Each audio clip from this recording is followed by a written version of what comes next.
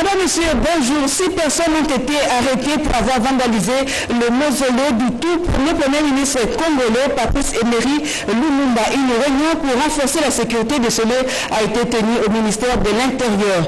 Un Congolais à la tête du Parlement bruxellois, c'est une première dans l'histoire de la Belgique. Madame, Monsieur, voilà pour le sommaire.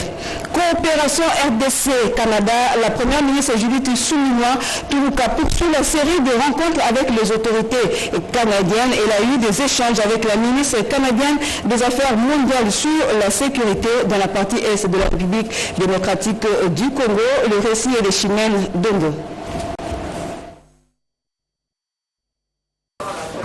Dans l'offensive diplomatique déployée par la chef du gouvernement à Ottawa, il y a lieu de relever cette rencontre avec la ministre canadienne des Affaires mondiales. Les conséquences de conflits dans la partie est de la RDC, alimentées par la présence de troupes étrangères dont le Rwandais derrière le M23, ont fait l'objet de discussions franches entre Judith Suminwa-Tuluka et Mélanie Joly. Indignée par les violences persistantes en République démocratique du Congo, particulièrement les violences sexuelles et les violences de droits de l'homme, la ministre canadienne a exprimé la volonté de son pays à s'impliquer pour le retour de la paix en RDC. On a eu l'occasion d'avoir des bonnes discussions sur plusieurs sujets, notamment les investissements, infrastructures et comment on peut renforcer la relation entre le Canada et la RDC. On a aussi parlé comment on peut aussi améliorer la situation sécuritaire, notamment dans l'est du pays. Dans un autre registre, la chef du gouvernement congolais a visité les locaux et les personnels de l'ambassade de la RDC au Canada, dirigée par l'ambassadeur Joska Kabongongoy. Judith Suminwa-Tuluka leur a rappelé leur mission qui consiste, entre autres, à vendre l'image prestigieuse du pays à l'étranger. Cette ambassade est très dynamique et très active et c'est pour ça qu'en un laps de temps très court, on a pu avoir toutes ces audiences-là et c'est quelque chose d'important. Au moment où la République démocratique du Congo est en train de porter haut sa diplomatie et veut se faire connaître au niveau international, qu'on puisse avoir toutes ces rencontres, c'est quelque chose de vraiment important. La première ministre a en outre échangé avec les animateurs de partis politiques membres de la majorité parlementaire basée à Ottawa. Elle les a invités à accompagner le gouvernement souminois pour reconquérir la place de la RDC au niveau international. Vous savez, le mausolée de Patrice Emery Lumumba a été vandalisé par les inciviques. 6 d'entre eux sont aux arrêts. Une réunion présidée par le vice-premier ministre et ministre de l'Intérieur a mis autour d'une table la ministre de la Culture et quelques responsables des services de sécurité. Bobo Aman Mokozi pour le reportage. Des zones d'ombre se dissipent peu à peu autour de l'acte de vandalisme dont a été victime les mausolées de l'héros national Patrice Emery Lumumba. Après la réunion présidée ce mercredi par le vice-premier ministre, au ministre de l'Intérieur et Sécurité Jacquemin Chabani, à laquelle a pris part la ministre de la Culture, des Arts et du Patrimoine Yolande Léby, une liste des 6 présumés auteurs de cet acte a été rendue publique. Il était important pour nous de savoir exactement ce qui s'est passé et de nous rassurer qu'une enquête, une prise judiciaire est en cours. C'est ce qui est le cas. Nous pouvons informer l'opinion qu'à l'état de l'enquête actuelle, 6 personnes sont en détention, 2 autres sont recherchés et seront très prochainement arrêtés. Sur la destination qu'aurait pris la relique de Lumumba, le patron de la sécurité nationale, Jacquemin Chabani, rassure de sa sécurisation. Nous avons pris des dispositions avec les différents services pour que cela soit fait. Et nous pouvons assurer l'opinion tant nationale qu'internationale qu'en ce qui concerne la relique, elle a été sécurisée et elle est protégée. Rappelons que le mausolée de Patrice Emery Lumumba, situé dans la municipalité de Limete, a été vandalisé le lundi 18 novembre dernier. Une situation insolite qui a poussé plus d'un Congolais à se questionner sur la sécurisation de ces sites stratégiques et emblématiques du pays. Évaluation des opérations militaires FARDC UPDF de l'Ouganda. 3 années se sont écoulées. Parmi les résultats, plusieurs bastions des ADF ont été démantelés. Le commentaire est d'Oscar Mbalkaïj. Les opérations conjointes FARDC et UPDF de l'Ouganda ont totalisé cette année 3 ans. Des opérations dénommées Souja qui ont permis de neutraliser plusieurs bastions des terroristes EDF-MTN. Le lieutenant-colonel Marc Azoukai précise. Nous avons le contrôle de tout ce qui était jadis le bastion de l'ennemi, à savoir la vallée de Mwalika qui était considérée comme le grenier de l'ennemi, le centre de transit et de formation des recrues. Nous avons le contrôle de Mwalika, nous avons l'endroit emblématique de l'ennemi à l'époque qu'on avait baptisé le triangle de la mort. Les populations locales accèdent aujourd'hui à leurs champs riches en cacao, ce qui n'était pas le cas il y a quelques années. Nous sommes fiers de ces Ougandais, nos amis qui sont venus à la rescousse de nos frères FARDC pour éradiquer les ADF. Parce qu'avant leur arrivée, bien que les ADF, les FARDC fournissaient leurs efforts, mais ils étaient toujours débordés. Mais avec l'appui des Ougandais, quand même on est en train de vivre comme auparavant. L'Institut congolais pour la conservation de la nature, ICCN, qui ne savait plus exercer ses activités, a repris avec des patrouilles dans les parcs de Virunga. Plusieurs armes lourdes et légères ont été récupérées et des otages, parmi lesquels des esclaves sexuels, ont été libérés. Sur instruction du chef d'état-major général des FARDC, le général d'armée Christian Tchoué Songesha, le sous-chef d'état-major général et commandant Front Nord, le général Chiko Chitambwe, effectue souvent des descentes de terrain pour réarmer le moral des hommes de troupes. La page EDF MTN est en train d'être tournée dans la partie Grand Nord de la République démocratique du Congo. L'insécurité à l'est de la RDC et d'autres défis qui ne permettent pas la bonne marche du secteur économique ont fait l'objet d'une table ronde tenue à Goma, une rencontre des opérateurs économiques membres de la FEC de l'espace Grand Kivu. La Fédération des entreprises du Congo FEC Nord Kivu a organisé ce mercredi 20 novembre 2024 une table ronde à Goma. Il a été question pour les opérateurs économiques de discuter sur l'état des lieux des activités économiques et d'intégration économique en contexte de guerre, les conflits armés, enjeux et défis majeurs. Le président national de la FEC, Robert Malumba, a salué la participation active de tous les participants. Je vous remercie pour votre précieuse participation que cette table ronde marque le début d'une nouvelle dynamique pour la prospérité et la stabilité de notre région et de notre nation. Une feuille de route contenant des recommandations, entre autres, renforcer l'accès au financement, restaurer la paix dans les zones en guerre, accorder les allègements fiscaux et autres, a ainsi été signée par les participants, laquelle feuille de route sera remise aux autorités de l'État afin de trouver des solutions idoines aux difficultés auxquelles ils sont confrontés. Nous avons aussi insisté surtout sur l'élaboration par le gouvernement d'un plan de sécurisation cohérent et réaliste pour la nécessité d'accorder des allègements fiscaux aux opérateurs économiques. Nous attendons d'abord la paix. Le secrétaire général au commerce extérieur a rassuré l'accompagnement de son ministère pour la réussite à l'exportation. Nous allons nous lever et chercher d'autres alternatives pour pouvoir exporter. Et là, je venais d'échanger avec un des grands exportateurs de la province. Il me dit qu'il venait du Japon où son produit est accepté, le chocolat. Donc on doit l'encourager. Le mot du ministre, je crois qu'il y a ce qui a été dit également sur la Chine qui nous offre des opportunités pour l'exportation vers son marché du piment. Signalons que peu après son arrivée à l'aéroport international de Goma, aux heures vespérales, le président national de la Fédération des entreprises du Congo, Robert Malumba, a participé à un dîner d'affaires avec les membres de la fédération qui lui ont réservé un accueil chaleureux.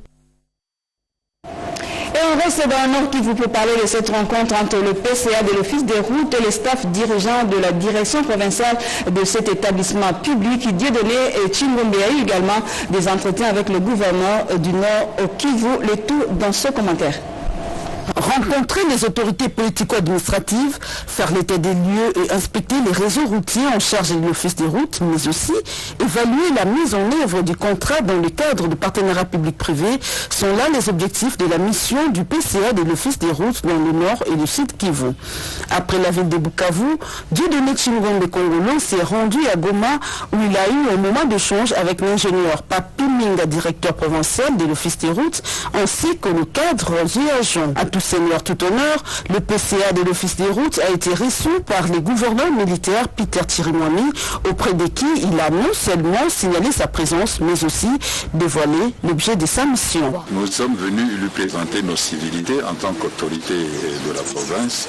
Nous avons demandé et obtenu de l'autorité de la province un accompagnement de nos structures de l'Office des routes. Et heureusement que nous avons rencontré une porte grandement ouverte. Il nous a donné toutes les assurances. D'ailleurs, avant notre arrivée dans la province, il s'était rendu à l'Office de route pour acheter un certain nombre de matériel qui manquait.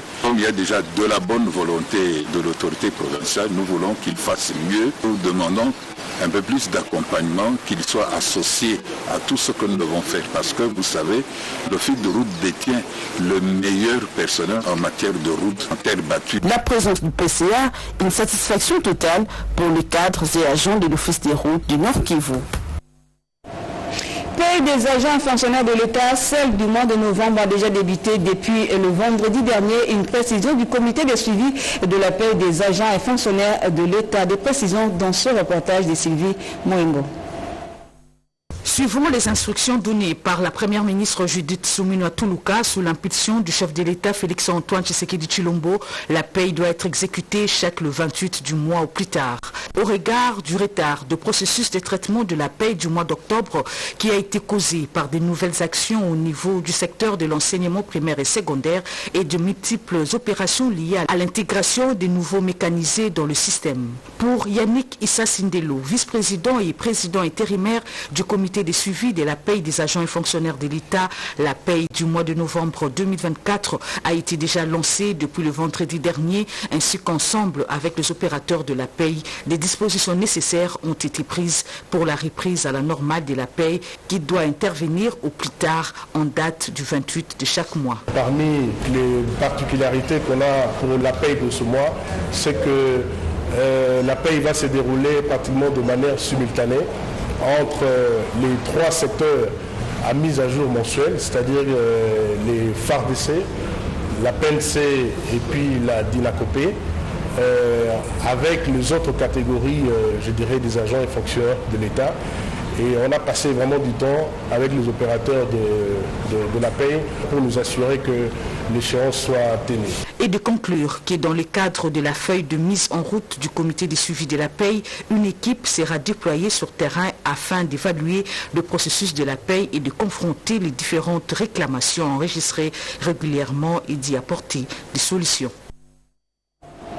Et toujours dans le domaine financier, si vous avez une entreprise âgée de 3 à 36 mois, ce lancement est pour vous. Le projet transforme et sensibilise et identifie ces entreprises pour un accompagnement. Condition, vous devez juste présenter un plan d'affaires alléchant, nous dit Yvette Makuntima dans ce reportage.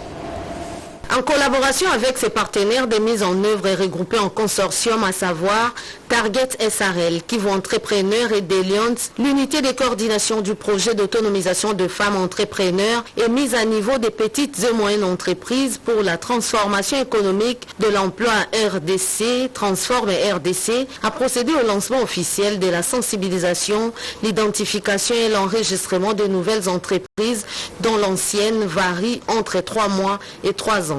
Il suffit de tenter sa chance au concours des plans d'affaires COPA, dont l'objectif est d'offrir un accompagnement technique et financier aux PME congolaises. Les secteurs ciblés par le projet sont industrie légère, transformation et conditionnement, services à forte valeur ajoutée, entrepreneuriat social et économie verte. La nouvelle entreprise, c'est cette entreprise qui est âgée de 3 à 36 mois. Compte tenu des difficultés que nous connaissons, nous accepterons aussi tous ces entrepreneurs qui se sont enregistrés et qui sont formalisés maintenant ou qui prouvent qu'ils sont en processus de formalisation.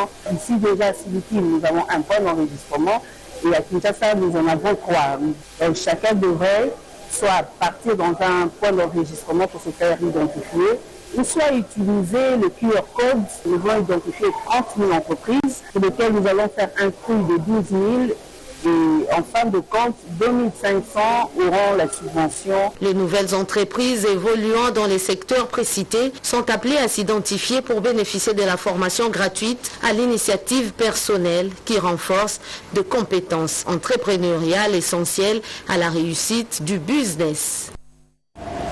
Et Yvette Makountina nous parle également de la journée des droits des enfants qui a été célébrée hier 20 novembre. Les élèves des différentes écoles de la capitale ont convergé au Palais du Peuple pour expliquer à la ministre du Genre leurs problèmes. Regardez.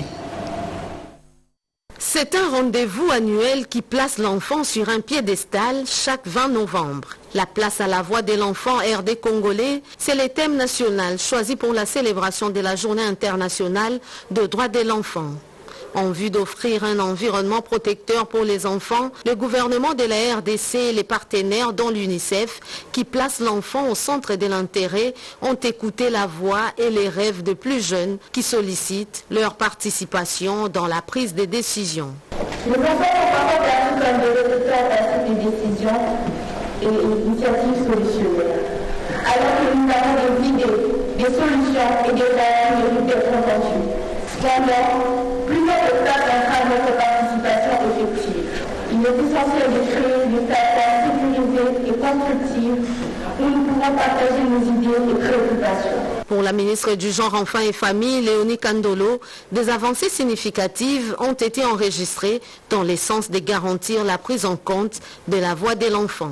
Il nous convient de rappeler l'engagement de son Excellence Félix Antoine Tshisekedi Tshilombo en faveur des enfants congolais, à travers la gratuité de l'enseignement primaire, la couverture de la santé universelle, de la gratuité de la maternité et des soins du nouveau-né, la lutte contre le mariage des enfants, la démobilisation des enfants soldats et la campagne de tolérance zéro immédiate. Les moments tant attendus, c'était la remise des cadeaux. Une véritable explosion d'euphorie a envahi la salle. La Journée internationale des droits de l'enfant est une célébration pour aujourd'hui, un investissement pour demain. Il s'est tenu à Kinshasa la première édition entre producteurs et utilisateurs des données statistiques. D'autres explications, c'est dans ce commentaire de Mamita Bangoulou.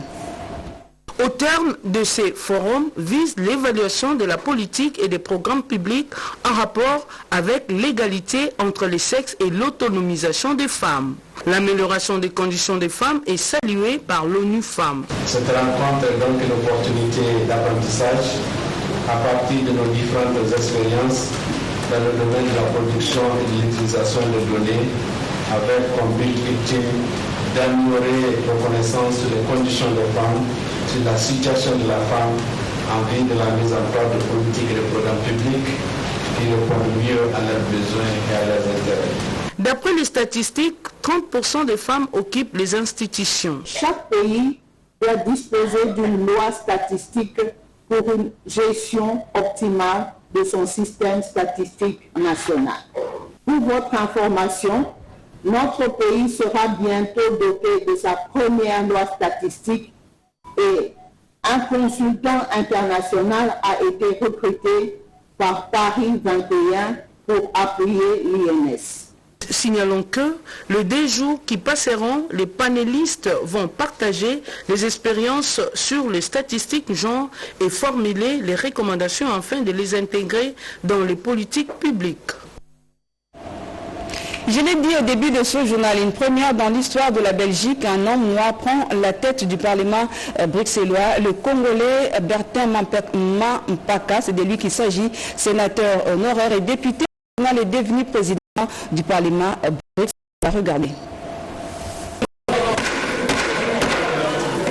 Il a ses racines en République démocratique du Congo, ancien membre du Sénat belge, est aujourd'hui député régional. Bertin Mampaka dirige désormais le Parlement bruxellois en qualité du président. C'est depuis le 25 juin 2024 que ce Belge d'origine congolaise réside du destiné de Parlement.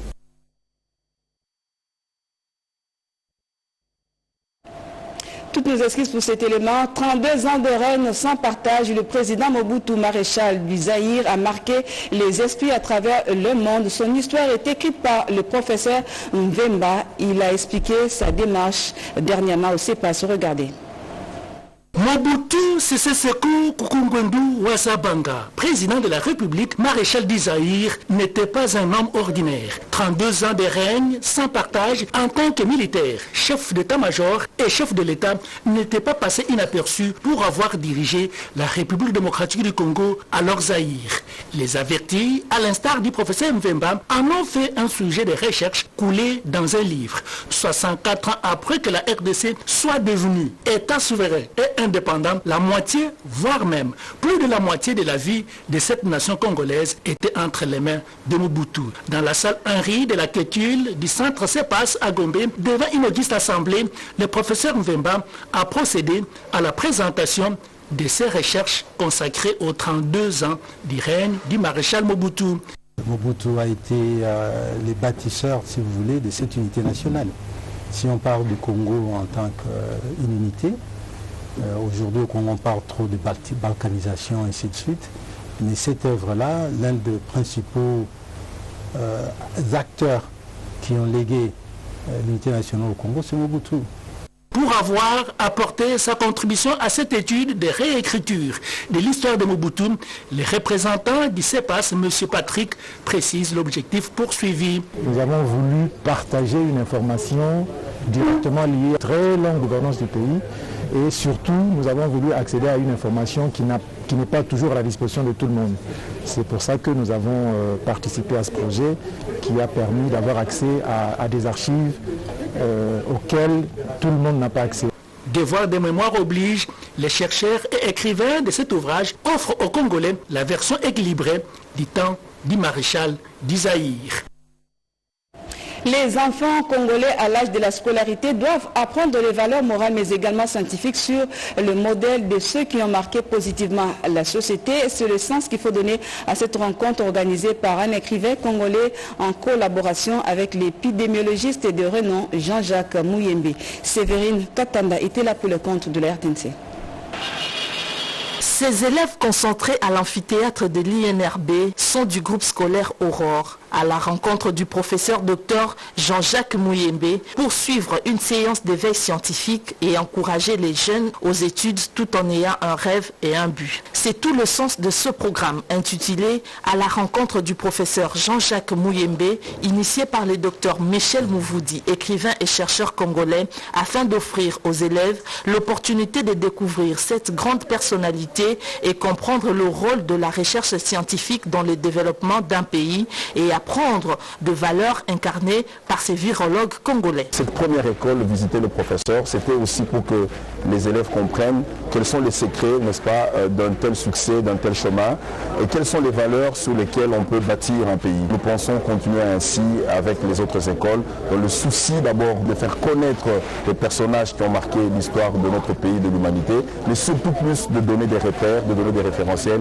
à ces générations futures. Chacun a reçu l'ouvrage du docteur Mouvoudi intitulé Jean-Jacques Mouyembe, cette personne inspirante, motif de satisfaction des élèves. C'est une fierté et un honneur en ce jour d'avoir eu le temps d'être avec le professeur pour comprendre et connaître un peu sa vie, comment les choses se sont déroulées. Je vais redire ce que le professeur a dit, mais c'est très essentiel de croire en ses rêves pour arriver là où vous voulez arriver. Cet espace de discussion entre élèves et les personnalités importantes de la RDC est financé par les ressources personnelles de l'auteur avec les encouragements de la ministre de l'Éducation nationale et nouvelle citoyenneté Raissa Malou. Se poursuivra dans d'autres écoles de Kinshasa et de l'ensemble du pays.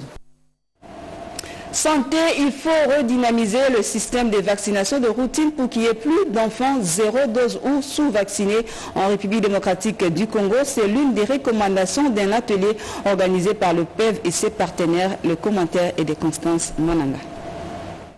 L'atelier d'évaluation en faveur de l'amélioration de la mise en œuvre du plan de réduction du nombre d'enfants zéro dose et sous-vaccinés en RDC s'est clôturé avec 10 recommandations sorties de l'Assemblée après des séances de travail en équipe avec toutes les parties prenantes. des problèmes majeurs accompagnés de leurs causes, puis les pistes des solutions ont été présentées comme plaidoyer à soumettre au secrétaire général à la santé à travers le programme élargi de vaccination PEV. Les auteurs de la première ligne se sont exprimés tout au long de ces assises. Une satisfaction pour Dr Audrey Mulumba, directeur du PEV. Nous sommes arrivés à des conclusions, entre autres celui de revoir notre architecture et aussi d'essayer de disponibiliser des normes et directives pour que nous puissions nous améliorer. Ça, c'est une très bonne chose, parce que si effectivement notre architecture, notre montage est revu, on va corriger un certain nombre de choses. Nous avons eu pratiquement 10 recommandations que nous allons améliorer et je voudrais très sincèrement, pour ce faire, remercier les uns et les autres, parce que c'est un travail que moi j'estime un travail de qualité. Au terme de cet atelier, les numéros 1 du PEV sollicite de toutes les parties prenantes de revoir l'architecture du travail, car l'objectif de cet atelier a été atteint. Quels sont les sujets traités ce matin par la presse? Jean-Pierre Ndolo de Mazou nous fait le point.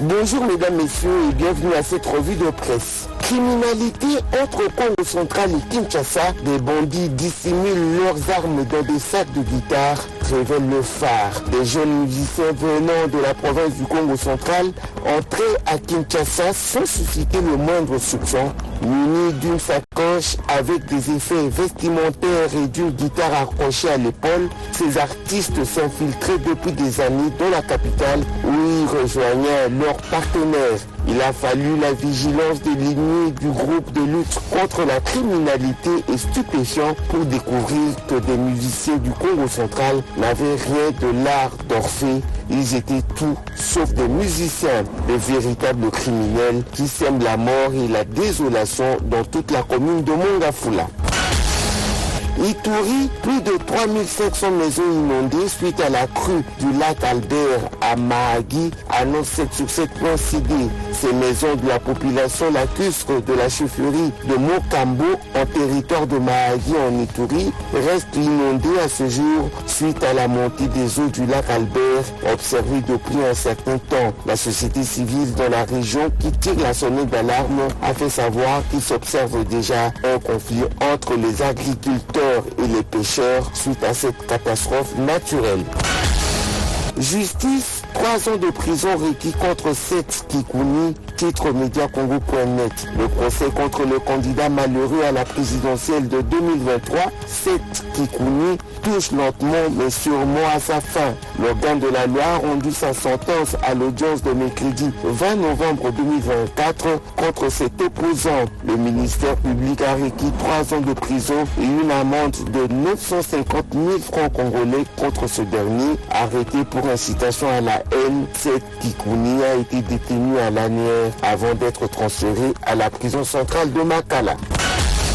Sous l'œil complaisant des autorités des services opérant à l'aéroport international de Ndjili, la mendicité y fonctionne merveilleusement bien, constate la référence plus. La mendicité à Kinshasa et particulièrement à l'aéroport international de Ndjili fait la honte et ternit l'image de tout le pays et par ricochet celle de toutes les autorités dont les services opèrent à cette porte d'entrée. À leur tête, les responsables de la régie des voies aériennes. Madame, Messieurs, c'est par cette revue de presse que nous bouclons complètement cette édition de la mi-journée sur la radio-télévision nationale congolaise. Au nom de toute l'équipe, nous vous disons merci de l'avoir suivi et très bonne suite des programmes sur nos antennes.